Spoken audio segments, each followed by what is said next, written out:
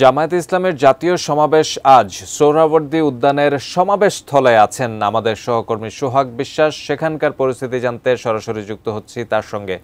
সোহাগ, সকাল থেকে নেতাকর্মীদের ঢল সমাবেশ স্থলের দিকে যাচ্ছিল, এই মুহূর্তে আপনি কেমন উপস্থিতি দেখতে পাচ্ছেন? জাতীয় সমাবেশ এই কিছুক্ষণ আগে পবিত্র কোরআন থেকে তেলাওয়াতের মধ্য দিয়ে শুরু হয়েছে। আপনি জানেন যে এর আনুষ্ঠানিকতা দুপুর 2টায় কেন্দ্রীয় নেতৃবৃন্দ যখন বক্তব্য রাখবেন তখন থেকে এর আনুষ্ঠানিকতা। তবে তার আগে 10টায় সাইমুম শিল্পগোষ্ঠীর পরিবেশনায় সাংস্কৃতিক একটি অনুষ্ঠান হওয়ার কথা রয়েছে, সেটি একটু এগিয়ে আনা হয়েছে এবং তারই আসলে ধারাবাহিকতায় যে এরই মধ্যে মঞ্চে এখন কোরআন তেলাওয়াত চলছে এবং কোরআন তেলাওয়াতের মধ্যে দিয়ে আজকের যে এই জাতীয় সমাবেশ, এই জাতীয় সমাবেশটি শুরু হলো। তবে 2টায় সমাবেশের কথা থাকলেও সকাল থেকেই কিন্তু সোহরাওয়ার্দী উদ্যানে এই সমাবেশে আগত যারা জামায়াতের নেতাকর্মীরা রয়েছেন তারা এসে পৌঁছেছেন। এরই মধ্যে জাতীয় সমাবেশের যে মাঠ অর্থাৎ সোহরাওয়ার্দী মাঠের আশপাশ প্রায় কানায় পূর্ণ হয়ে গেছে। হয়তোবা বেলা গড়ার সাথে সাথে অর্থাৎ 11টা থেকে 12টার মধ্যেই এই সোহরাওয়ার্দী উদ্যানের কোথাও আর কি তিল ধারণের ঠাঁই থাকবে না। এখন পর্যন্ত আসলে কিছুক্ষণ আগে মঞ্চে এসেছেন জামায়াতের সেক্রেটারি জেনারেল মিয়া গোলাম পরোয়ার স্টেজে এসেছেন এবং তিনি বলেছেন যে তারা এই সমাবেশের মধ্য দিয়ে একটি পরিবর্তন আনতে চান, এই সমাবেশের মধ্য দিয়ে তাদের যে বার্তা সেটি তারা পৌঁছে দিতে চান এবং সেই বার্তাটি পৌঁছে দেবেন তাদের দলের যে আমির ডক্টর শফিকুর রহমান, তিনি সেটি আসলে তারা বলছিলেন যে দলটির আমির শফিকুর রহমান তিনি আসলে এই সমাবেশে তাদের যে দাবি অর্থাৎ 7টি দাবি নিয়ে যে তাদের আজকের এই সমাবেশ, সেই সমাবেশটি আসলে শুরু হবে দুপুর 2টার পরে। এর মধ্যে উল্লেখযোগ্য যদি আমি বলি তাহলে তাদের পিআর পদ্ধতির আগামী জাতীয় সংসদ নির্বাচনের বিষয়টি রয়েছে এবং জাতীয় সংসদ নির্বাচনের আগে স্থানীয় সরকার নির্বাচন কেন জরুরি সেই বিষয়টিও তারা উল্লেখ করেছেন এবং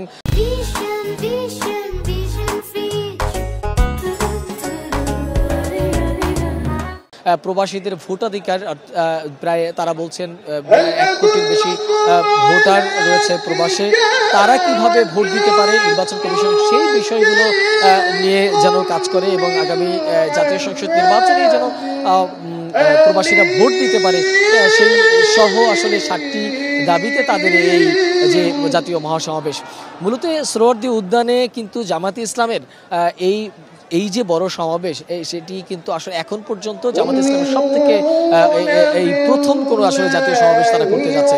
সোহরাওয়ার্দী উদ্যানে এর আগে এত বড় জমায়েত জামায়াতে ইসলাম কখনো করেননি। তো সেই জায়গা থেকে জামায়াতে ইসলামের নেতাকর্মীদের কাছে এটি একটি গুরুত্বপূর্ণ সমাবেশ এবং যেহেতু চারদিকে এখন নির্বাচনী একটা কথা বিভিন্নভাবে নির্বাচনের কথা উঠছে, এর মধ্যে সরকার থেকে নির্বাচনের একটা তারিখও সম্ভাব্য বলেছেন, সেই জায়গা থেকে এই আজকের এই সমাবেশটি জামায়াত এবং রাজনীতিতে একটি নতুন মেরুকরণ তৈরি হতে পারে সেটি আসলে অনেকে মনে করছেন। কারণ এখানে এই জাতীয় সমাবেশে জামায়াতে ইসলাম বাংলাদেশের যে অন্যান্য রাজনৈতিক দলগুলো রয়েছে সেই অন্যান্য রাজনৈতিক দলের নেতাদেরকে দাওয়াত করেছেন, বিশেষ করে ইসলামিক যে জোটটাই রয়েছে সেই ইসলামিক জোটের নেতাদেরকে দাওয়াত দেওয়া হয়েছে এবং এই 5 আগস্ট হাসিনা সরকার পতনের পর একটি কথাই সবসময় বলা হচ্ছিল, সেটা হচ্ছে ইসলামী একটা জোট তৈরি হতে পারে। সেক্ষেত্রে জামায়াতে ইসলাম সহ যারা অন্যান্য ইসলামিক দলগুলো রয়েছে সেই ইসলামিক দলগুলো মিলে একটি জোট তৈরি হতে পারে, তেমন একটি কথা কিন্তু এই 5 আগস্টের পর থেকেই শোনা যাচ্ছিল।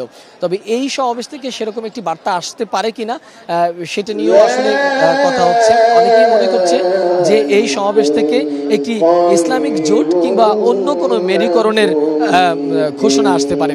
আসলে তারিখ এই ছিল সোহরাওয়ার্দী উদ্যানের জাতীয় সমাবেশ থেকে আমার কাছে থাকা সর্বশেষ তথ্য।